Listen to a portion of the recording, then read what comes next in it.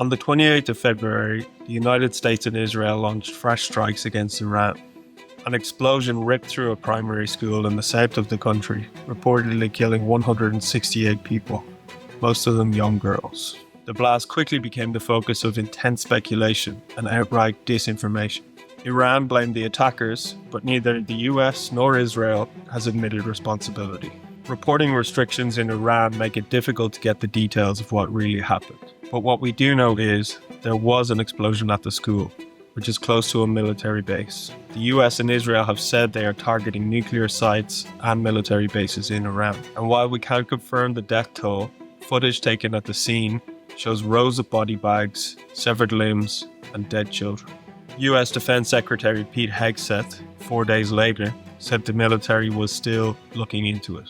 In the midst of a war, when all parties are pushing propaganda and some people are just looking for likes, stick to reliable media sources and don't just repost whatever grabs your attention.